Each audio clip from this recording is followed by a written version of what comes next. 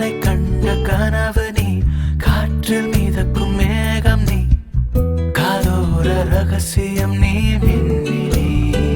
இப்போ வந்து நீங்க சொல்ற விஷயம் வந்து நெப்போட்டிசம், அரிஸ்டோக்ராட் அப்படி எடுத்துக்கிட்டோம் அப்படின்னா விஜய் அவர்கள் மீதுமே அந்த ஒரு விமர்சனம் இருக்கு. விஜய் அவங்களுடைய அப்பா வந்து ஒரு டைரக்டருங்க. அதாவது சினிமா வேற அரசியல் வேறன்னு பாக்குறதுனால தான் இன்றைக்கு நாங்கள் அதிகாரத்தை மட்டுமே வச்சு பேசிட்டு இருக்கோம். ஒரு முதலமைச்சர் பதவிக்கு எப்படி வராங்க, ஒரு குடும்பத்துல கோபாலபுரம் வீட்டுல பிறந்தா மட்டுமே முதலமைச்சர் ஆயிடலாம் அப்படின்ற ஒரு நிலைமை இருக்குன்னு அரசியலை பற்றி தான் நம்ம பேசிக்கலாம். இன்றைக்கு மு.க. ஸ்டாலின் அவர்களுக்கும் அவர்கள் மனைவிக்கும் வந்து பேனர் வைக்கிறாங்கன்னா சொந்த காசுல வந்து பண்ணல யாரும். நீங்கள் வந்து ஆட்சி அதிகாரத்துல இருந்து மக்கள் பணத்துல, மக்களுடைய வரி பணத்துல ஊழல் செஞ்சு தான் பணத்தை சம்பாதிக்கிறீங்க. திரு உதயநிதி அவர்கள் தான் ஆகச்சிறந்த தலைவர்னு நீங்க பேசுவீங்க. சரி, ஒரு பக்கம் அப்படி இருந்துட்டு போட்டோம். ஆனா துணை முதலமைச்சரா உதயநிதியை நீங்க கொண்டு வருவேன்னு சொல்லி வாக்கு கேட்டீங்களா? நம்ம திரைப்படம்ன்றது ஒரு தொழில், அது அந்த தொழிலை பற்றி நம்ம பேச வேண்டிய அவசியமே கிடையாது. இது வந்து அரசியல், இது மக்களுக்கானது. தாவேகாவுக்கு வந்து சில சமயங்கள்ல தொண்டர்களே பலவீனமா இருக்காங்களோ அப்படிங்கிற ஒரு விஷயத்துக்கு பலவீனம்லாம் கிடையாதுங்க. எல்லாருமே வந்து ஒவ்வொரு கட்டமாக தங்களை மேம்படுத்திக் கொள்ளக்கூடியவர்கள் தான். திருமாவளவன் நேற்று ஒரு விமர்சனத்தை கொண்டு வச்சிருந்தாரு. கூட்டம் வரலாம், இது எதுவுமே வாக்கா மாறாதுன்னு ஒரு விஷயத்த சொல்லியிருந்தாரு. ஆமா, அண்ணன் நேற்று முக்கியமான விஷயத்தை வர கோட் பண்ணியிருந்தார். வடிவேல் போனா கூட வந்து இந்த மாதிரியான கூட்டங்கள் வரும் அப்படின்னு சொல்லியிருக்காரு. அண்ணனை நான் ரொம்ப பாராட்டுறேன். யதார்த்தமா பேசக்கூடியவர், உண்மையை பேசக்கூடியவர். வடிவேலுக்கு வர கூட்டம் கூட உதயநிதிக்கு வராதுன்னு அவருக்கு தெரிஞ்சிருக்கு. இப்போ நாங்க வந்து உங்களோட சேர்ந்து உழைப்பதற்கு தயாரா இருக்கிறோம். எங்களுக்கு தேவை எங்களுடைய நோக்கம் நிறைவேறணும், மக்களை சந்திக்கணும், எங்க தலைவர் மக்கள்கிட்ட பேசணும், இந்த ஆட்சியோட அவல நிலையை கொண்டு போய் சேர்க்கணும். இதுதான் நம்ம இது. நீங்க கரெக்டா வந்து எங்க தலைவர் பேசும்போது ஆம்புலன்ஸை உள்ள வர்ற கதெல்லாம் இனிமேல் செட் ஆகும். நான் என் தலைவர் முதலே சொன்னது போல தான், நீங்க வந்து கன்ஸ்ட்ரக்டிவா ஃபீட்பேக் கொடுக்குறீங்க, கிரிட்டிசிசம் வைக்கிறீங்கன்னா நாங்கள் அதை எதிர்கொள்ளவும் எங்களை மாற்றிக்கொள்ளவும் எப்போதுமே தயாரா இருக்கும்.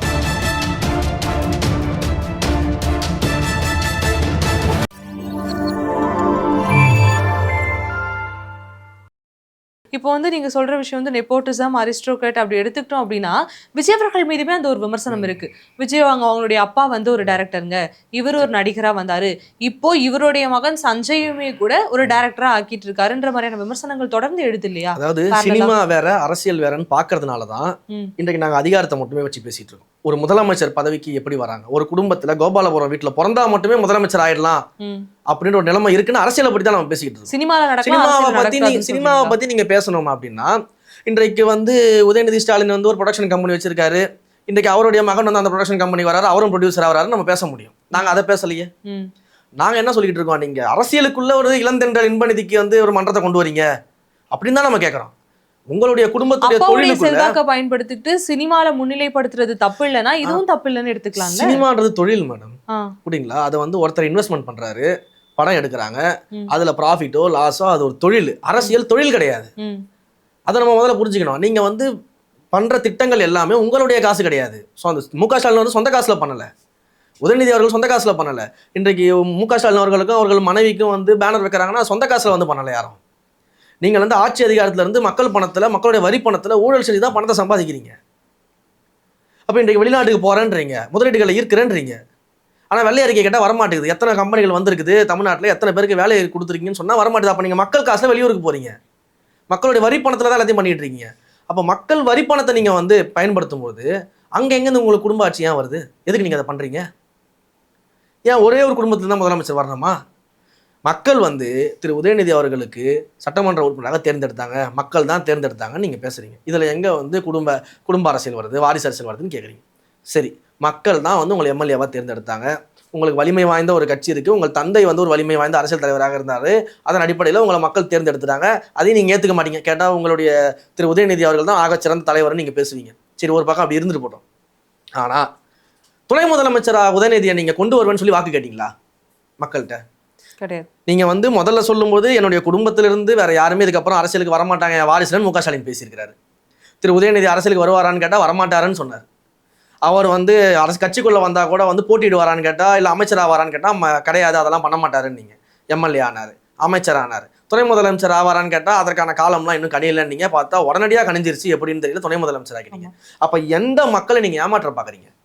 நீங்க மக்களை வந்து எலெக்ஷன்ல வாக்கு கேட்டு போகும்பொழுது நான் ஆட்சிக்கு வந்தா எனக்கு உதவியாக என் மகன் வந்து உதயநிதி அவர்களை துணை முதலமைச்சராக நான் அமர வச்சு உங்களுக்கு பணி செய்ய வைப்பேன்னு சொல்லிட்டு ஓட்டு கேட்டீங்களா? கேட்டுதான் ஜெயிச்சிருக்கே மாட்டீங்க. அப்போ ஆட்சிக்கு வந்ததுக்கு பிறகு நீங்க இது போன்ற வேலைகள் செய்யணும். மக்கள் உங்களை எம்எல்ஏவா தேர்ந்தெடுத்தாங்கன்னா அந்த தொகுதிக்காக அவரை தேர்ந்தெடுத்தாங்கன்னு வச்சுப்போம். துணை முதலமைச்சர் நீங்க தானே தேர்ந்தெடுத்திருக்கீங்க.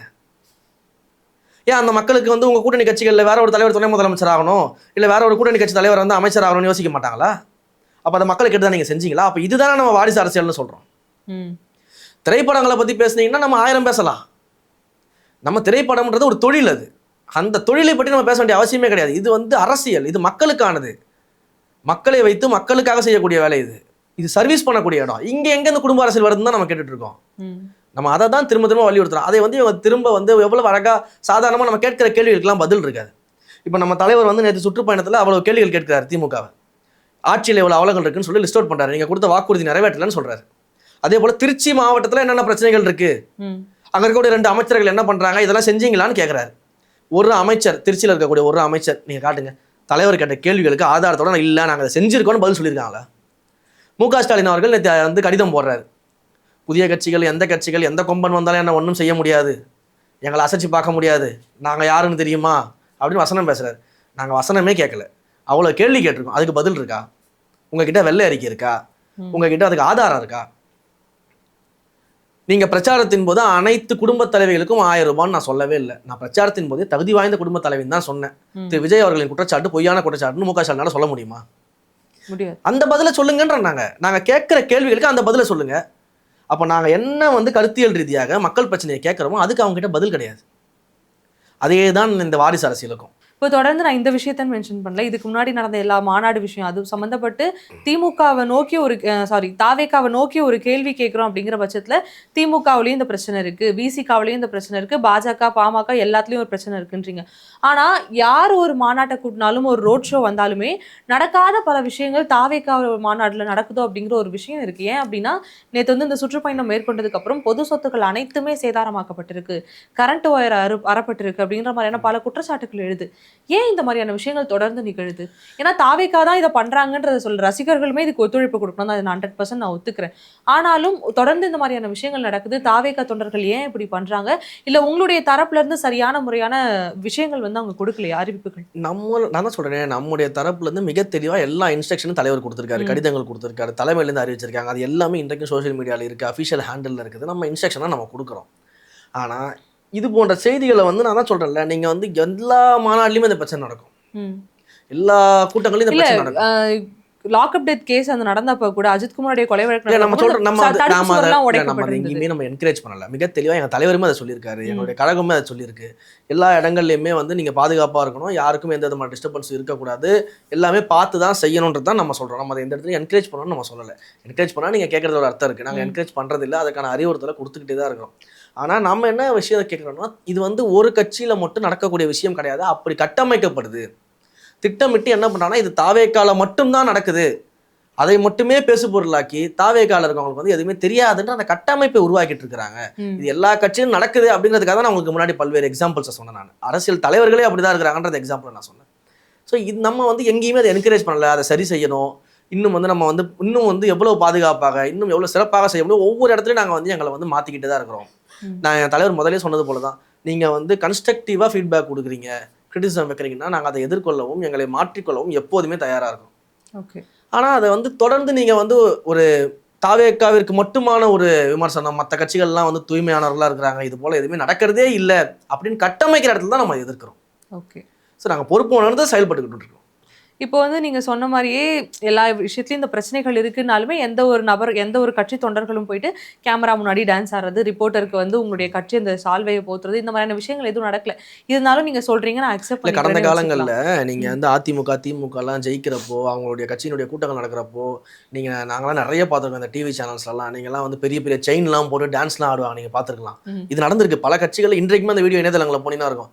பெரிய பெரிய செயின்லாம் போட்டு டான்ஸ் ஆடுவாங்க, எம்ஜிஆர் போல வேஷம் போட்டு டான்ஸ் ஆடுவாங்க, கலைஞர் போல வேஷம் போட்டு டான்ஸ் ஆடுவாங்க.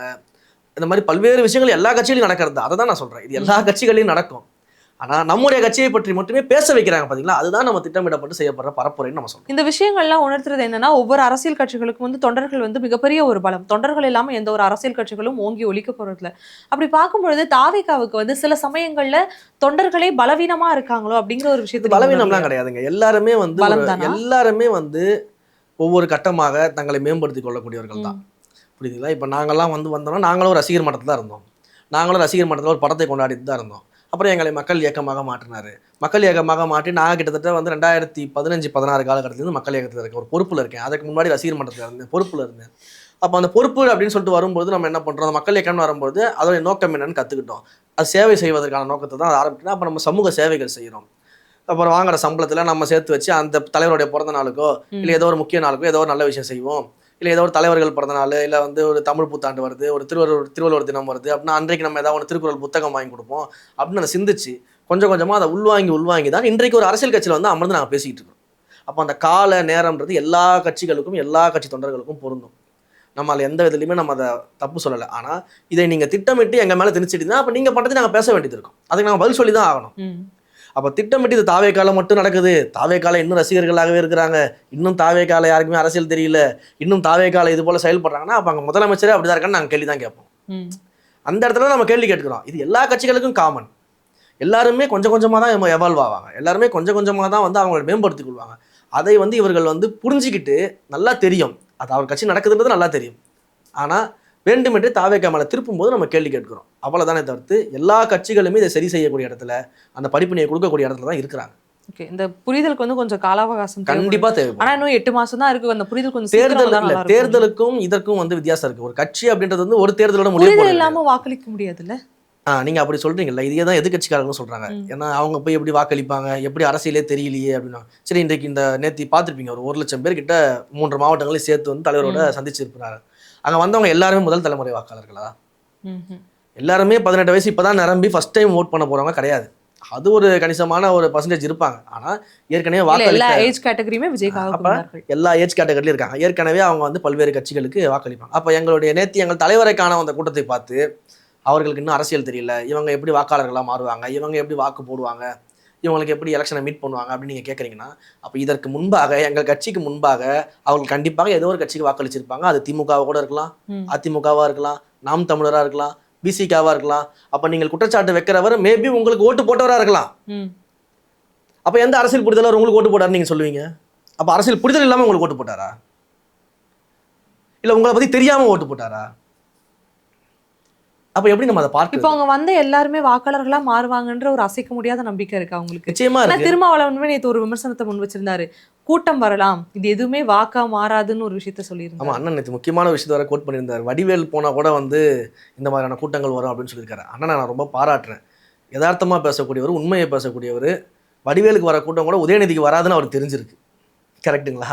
அதனால மிக தெளிவாக அவர் வடிவேலு பேரை தான் சொல்லியிருக்காரு, தவிர்த்து உதயநிதி பேரை சொல்லலை. அவருக்கு கலை யதார்த்தம் தெரியும். இந்த கூட்டம் சும்மா வந்து தலைவரை பார்த்துட்டு போகிறதுக்காக வந்த கூட்டம் கிடையாது.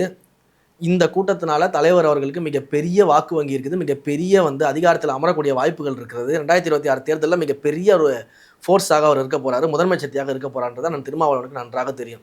ஆனால் இந்த திமுகவுடைய கூட்டணியில் இருப்பதனால அந்த கூட்டணி கட்சிகளுக்கு மிகப்பெரிய நிர்பந்தம் இருக்குது. நீங்கள் இப்போன்னு இல்லை, தொடர்ந்து பல்வேறு இடங்களில் நீங்கள் கவனிச்சிருக்கலாம். ஒவ்வொரு தடவையும் தலைவர் ஏதோ ஒரு மீட்டிங் நடத்துறாரு, தலைவர் ஒன்று பேசுகிறாரு, தலைவர்கிட்டேருந்து ஒரு விஷயம் வெளியில் வருது அப்படின்னா அடுத்து ஒரு வாரத்தில் வந்து பார்த்தீங்கன்னா ஒவ்வொரு கூட்டணி கட்சியாக வெளில வந்து பேட்டி கொடுப்பாங்க. திமுக கூட்டணியை அசைக்க முடியாது, திமுக கூட்டணியை ஜெயிக்க முடியாது, நாங்கள் ஒற்றுமையாக இருக்கோம், நாங்கள் வந்து இப்படி இருக்கோம் அப்படி இருக்கோம். அப்போ இந்த நிலைமைக்கு இந்த கூட்டணி கட்சிகளை தள்ளி இருக்கக்கூடியது இந்த திமுகவுடைய செயல். இதை நாங்கள் அப்படி தான் பார்க்குறோம். நல்லா தெரியும். ஓகே, நேற்று வந்து சுற்றுப்பயணம் மேற்கொண்டிருந்த அதே சமயத்தில் இங்கே வந்து இளையராஜா அவர்களுடைய இசை நிகழ்ச்சியானது ஒன்று நடைபெற்றது.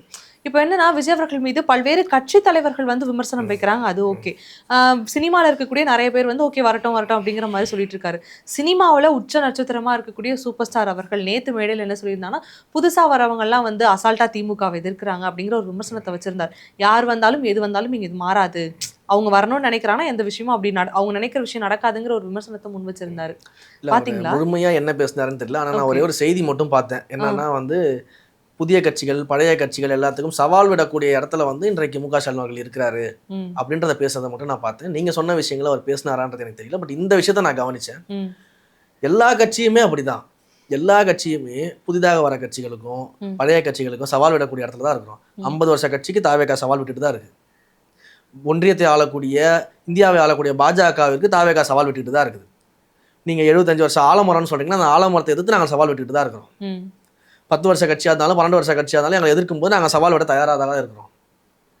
இதற்கு பிறகு ஒரு 10 வருஷம் கழிச்சு இன்னொரு கட்சி வந்து மேபி அவர்கள் ஒருவேளை தாவேக்காவை எதிர்த்து வந்தால் கூட அங்கேயும் நாங்கள் சவால் விட தயாராக தான் இருப்போம். இது எல்லா கட்சிக்கும் பொருந்தும், இது எல்லா ஆளுமைகளுக்கும் பொருந்தும், எல்லா தலைவர்களுக்கும் பொருந்தும், எல்லா கட்சி தலைவர்களும் இருக்கிறது தான். ஓகே. இப்போ இந்த முதல் நாள் சுற்றுப்பயணத்திலே வந்து நிறைய இடையூறுகள் ஏற்பட்டது. ஒரு மாவட்டத்துக்கு போய் சந்திக்கவே முடியல. அப்படிங்கிறப்போ இரண்டாவது அடுத்த வார சனிக்கிழமை வந்து விஜய் அவர்கள் மீண்டும் ஒரு 3 மாவட்டத்தை சந்திக்க இருக்காரு இல்லையா? அப்ப பலவிதமான மாற்றங்கள் ஏதாச்சும் நடக்க நிச்சயமாக இருக்கா? வந்து அதே அந்த நேரத்தை வந்து நம்ம வந்து நேரத்தை வந்து சரியாக பயன்படுத்திக்கணும் அப்படின்றதுல நம்ம தெளிவாக இருக்கிறோம். ஸோ இப்போ வந்து ஒரு மாபெரும் ஒரு கூட்டம் வந்தது, அதனால ஒரு நேர காலதாமதம் ஆயிடுச்சு. இருந்தாலும் 3 மாவட்டத்துக்கு டிராவல் பண்ணார், ஒரு மாவட்டத்தில் பேச முடியல அப்படின்ற ஒரு சூழ்நிலை இருக்கும்போது அடுத்த முறை வந்து பிளான் பண்ணபடி அந்த பேச்சுகளை வந்து எல்லா இடத்துலையும் பண்ணிடணும், ஓகே. அந்த பரப்புரையை செய்யணும் அப்படிங்கிறதுக்கான திட்டமிடலும் அதை எங்கெங்கெல்லாம் சரி செய்ய முடியுமோ அதற்கு நம் சைட்லேருந்து இப்போ தமிழக வெற்றி கழகத்தின் சைட்லேருந்து என்னென்னலாம் பண்ண முடியுமோ அதை நம்ம பண்ணுவோம். அதே சமயத்தில் காவல்துறையும் அதற்கான ஒத்துழைப்பு கொடுக்கணும் தான் நம்ம பல இடங்களில் கேட்டுட்டு இருக்கோம். ஏன்னா இன்று கண்டிப்பாக அவங்களுக்கு தெரிஞ்சிருக்கும், இவர் வந்தாருன்னா இவ்வளோ பெரிய கூட்டம் வரும், இப்படிதான் வந்து நடக்கும், இவ்வளோ பெரிய ஒரு பேரணி அது நடக்க தான் செய்யும், அதை யாராலையும் கண்ட்ரோல் பண்ண முடியாது. நீங்கள் 23 இல்லை 230 ரெஸ்ட்ரிக்ஷன்ஸ் கொடுத்தா கூட அவர் வந்தாருன்னா அங்கே என்ன நடக்கும்ன்றது ஆட்சியாளர்களுக்கும் தெரியும், காவல்துறைக்கும் தெரியும். அதற்கேற்ற திட்டமிடலை காவல்துறை செஞ்சாங்களா, எக்ஸிகியூஷன் நடந்துச்சா அப்படின்னு கேட்டால் அது கேள்விக்குறி தான். அப்போ நாங்கள் வந்து உங்களோட சேர்ந்து உழைப்பதற்கு தயாராக இருக்கிறோம். எங்களுக்கு தேவை எங்களுடைய நோக்கம் நிறைவேறணும், மக்களை சந்திக்கணும், எங்கள் தலைவர் மக்கள்கிட்ட பேசணும், இந்த ஆட்சியோட அவல நிலையை கொண்டு போய் சேர்க்கணும். இதுதான் நம்ம இது. நீங்கள் கரெக்டாக வந்து எங்கள் தலைவர் பேசும்போது ஆம்புலன்ஸை உள்ள விடுற கதெல்லாம் இனிமேல் செட் ஆகாது. நீங்கள் அந்த ஆம்புலன்ஸ் மாடல் வேலைகள் எல்லாமே வந்து நாங்கள் பார்த்துக்கிறோம், இதெல்லாம் நீங்கள் செய்வீங்கன்னு தெரிஞ்சு தான் நாங்கள் அரசியல் கட்டத்துக்குள்ளே வந்திருக்கிறோம். அப்போ இது எப்படி நடக்குது? அப்போ காவல்துறை வந்து என்ன பண்ணிட்டு இருக்கிறாங்க? அது வந்து எதர்ச்சியாக நடக்கிறது வேற விஷயம். உண்மையிலேயே ஒரு ஆம்புலன்ஸ் வருது, அது எப்படி நீங்கள் வந்து எதிர்கட்சிகள் பேசக்கூடிய பொதுக்கூட்டத்துக்குள்ளலாம் ஆம்புலன்ஸ் போகுது? இல்ல அந்த இடத்துல வந்து பொதுக்கூட்டம் நடக்க போகுதுன்னு தெரிஞ்சேதான் அந்த விஷயங்கள் நடந்திருக்கு அப்படிங்கிற மாதிரி தான் பார்க்கப்படுது. அப்படியும் பார்க்கணும். அதை நீங்கள் மற்ற கட்சியில் இப்போ அதிமுக சார்பில் வந்து அவங்க வந்து போகிற இடங்களெல்லாம் ஆம்புலன்ஸ் போய்கிட்டு இருக்குது குறுக்க. ஆனால் உதயநிதி போகிற இடங்களுக்கு அந்த ஆம்புலன்ஸ்லாம் போகிறது கிடையாது, அந்த பக்கத்துலேயே ஆம்புலன்ஸ் போகிறது கிடையாது, ஏன்னு தெரியல. அப்போ இது போன்ற வேலைகள்லாம் அங்கே நடந்துகிட்டு இருக்குது. ஸோ இது வந்து அப்போ அதிகாரிகள் வந்து இதெல்லாம் திட்டமிட்டு அனுமதிக்கிறாங்களோ அப்படின்ற ஒரு கேள்வி நமக்கு வருது. அப்போ அதிகாரிகள் அந்த இடத்துல வந்து அதை செய்ய வேண்டிய, அதாவது இவ்வளோ பெரிய கூட்டம் கூட்டிட்டாங்க, இவ்வளோ மக்கள் வந்துட்டாங்க அப்படின்னு நீங்கள் சொல்கிறதுல அர்த்தமே கிடையாது. அவர் வந்தால் இது நடக்கணும்னு உங்களுக்கு கண்டிப்பாக தெரியும். அப்படி உங்களுக்கு தெரியல, எங்களுக்கு இன்ஃபர்மேஷன் கிடைக்கல, இல்லை எங்களுக்கு அந்த அளவுக்கு வந்து எங்களுக்கு இன்டெலிஜென்ஸ் இல்லை அப்படின்னா நீங்கள் வந்து அந்த அதிகாரத்தில் இருக்கக்கூடிய பொறுப்பை, அந்த தார்மீக பொறுப்பை நீங்கள் இழந்துட்டீங்கன்னு அர்த்தம். அப்போ ஆட்சியாளர்லாம் நீங்கள் இருந்து இதை செய்ய முடியல, நீங்கள் ஆட்சியிலே இருக்க தேவையில்ல, ரிசைன் பண்ணிடுங்கன்னு அர்த்தம். கண்டிப்பாக. இப்போ இன்டெலிஜென்ஸ் இருக்குது, இவ்வளோ தூரம் இது நடக்கும்னு தெரிஞ்சால் அதற்கேற்ற முன்னேற்பாடுகளை நீங்கள் செஞ்சுருக்கணும். ஆட்சியாளர்கள் பேச்சை கேட்டுட்டு மௌனமாக இருக்கக்கூடாது. எங்களுடைய வாலண்டியர்ஸ் இருக்காங்க, ஹெல்ப் பண்ணுறது தயாராக இருக்கிறாங்க, காவல்துறைக்கு ஒத்துழைப்பு கொடுக்க தயாராக இருக்காங்க, தலைவர் அதான் சொல்கிறாரு, அதை நாங்கள் தயாராக இருக்கிறோம், நீங்கள் அதை வந்து முன் வரணும். ஆட்சியாளர்கள் பேச்சை கேட்டு அதிகாரிகள் இது போல செயல்படுவது ஏற்கத்தக்கது இல்லைன்றதான் எங்களுடைய கருத்து. ஓகே. அரசியல் நகர்வுகள் தொடர்ந்து இப்படி முன்னும் பின்னுமா முரண்பட்டு நடக்கும் பொழுது இனி வரும் காலங்களில் இது இப்படி எப்படி நடக்குது அப்படிங்கிறத நம்ம பொறுத்து பார்க்கலாம். வாய்ப்பு இருந்தால் மீண்டும் ஒரு முறை சந்திப்போம். நேர்காணலில் பங்கேற்று பல்வேறு கருத்துக்களை என்னோட பகிர்ந்திருக்கீங்க. ரொம்பவே நன்றி.